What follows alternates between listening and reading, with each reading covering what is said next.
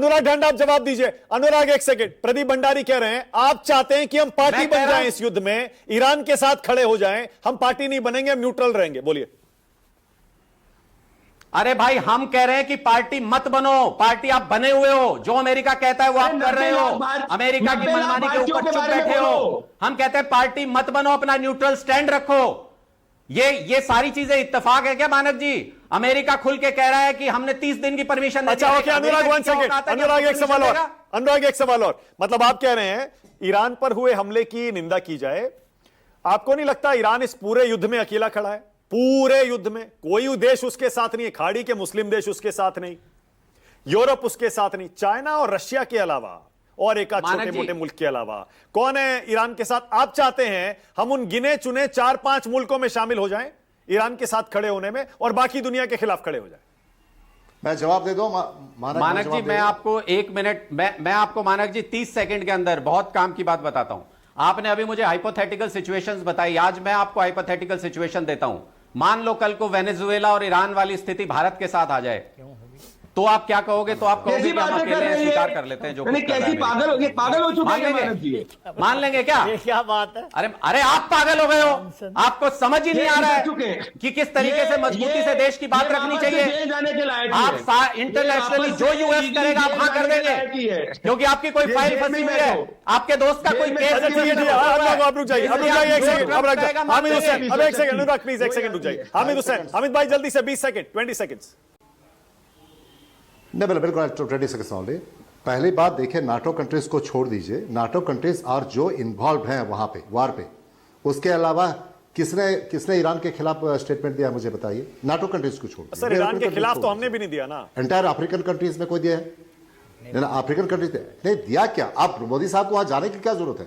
इतनी foreign policy नहीं आती है, किस जब टाइम जाना चाहिए किस टाइम नहीं जाना, इतनी छोटी सी बात मालूम नहीं है? युद्ध से पहले गए थे। छोटी सी बात ये मालूम नहीं है कि आप एक श्रीलंका। मैं एक बात कहना चाहता हूं, प्रदीप भंडारी का एक बात पे मैं रिस्पांस करना चाहता हूं, मानक प्लीज अलाउ मी।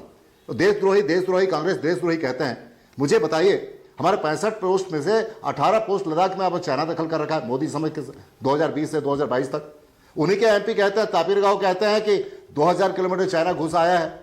तो कहां देश की सुरक्षा इनके हाथ में है? Pradeep Bhandari 30 second, Pradeep Bhandari 30 seconds. तो ये तो आपको देश का सुरक्षा नहीं ले सकते हैं। न मणिपुर संभलता है न लद्दाख जैसे 2 लाख पॉपुलेशन संभलता है। तो ये देश को दोगे। और दूसरा एपस्टाइन केस सुनो, एप्स्टीन में तुम्हारा नेता इन्वॉल्व है, कांग्रेसी जिसने अवार्ड लिया था, जाके बात करो। पहली बात। 2 वापस से बोलूंगा, अगर इनको इतना प्रेम आ रहा है तो आईएजीए में सबको पकड़ा है, मोदी जी का नाम आ रहा है, ईरान के खिलाफ मोदी जी का नाम आ रहा है, इन्होंने 2005 प्रधानमंत्री का नाम आ रहा है। इस बात को जानते हैं Pradeep ji, with due respect वही करेंगे हम, जो हमारे राष्ट्रीय हित में वही करेंगे। तुम तुष्टीकरण के नाम पे जितना उलझाना चाहो उलझने की प्रयास करो। ओके सतीश जी जल्दी से छोटा सा कमेंट। मैं तो इतना ही कह रहा हूं, प्रदीप भंडारी को भी सिलीगुड़ी में आज शाम हवन करना चाहिए कि 30 दिन का मोहलत मिल गया है।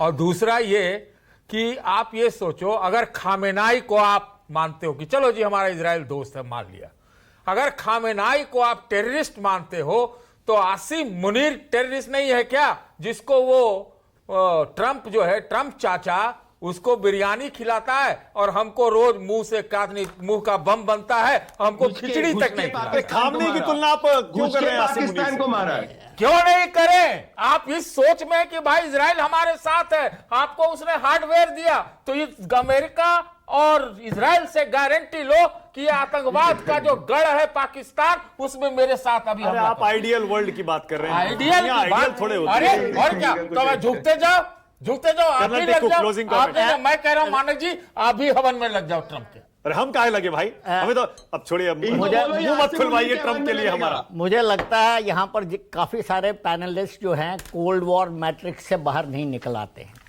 अगर दुनिया में किसी ने एथिकल पॉलिटिक्स चलाया इंटरनेशनल अफेयर्स में, वो था जवाहरलाल नेहरू। मैं आपको 2-3 एग्जाम्पल, कई हैं लेकिन 2-3 एग्जाम्पल दूंगा। जब उन्होंने चाइना, जब वर्ल्ड ने उनको बोला आप यूनाइटेड नेशन सिक्योरिटी काउंसिल के मेंबर बन जाओ, उन्होंने बोला नहीं, हमसे ज़्यादा हक चाइना का है, उनको बना लो। और फिर चाइना ही सबसे ज़्यादा हमें अपोज कर रहा है। उन्होंने इंडस वाटर ट्रीटी करी, जब वापस आकर उनसे पार्लियामेंट में पूछा गया कि आपने इतने कंसेशन क्यों दे दिए, उनने बोला इससे शांति स्थापित हो गई। वो भी खत्म हो गई बात। मैं आपको कई एग्जाम्पल दे दूंगा जिसमें हमने मॉरल पोस्चरिंग करी और उल्टे में थप्पड़ पड़ा। चलिए ठीक है, ओके, ऑल और ये राइट। दुनिया ऐसे नहीं चलती। ओके, मेरे पास टाइम खत्म हो गया है। बहुत बहुत धन्यवाद मेहमानों का राष्ट्र की बात में आ जाने के लिए। बाकी दर्शकों से अपील, कमेंट में बताइएगा आपको क्या लगता है, हिंदुस्तान का स्टैंड ईरान के इस युद्ध पर सही है क्या? छोटा सा ब्रेक ले रहा हूं।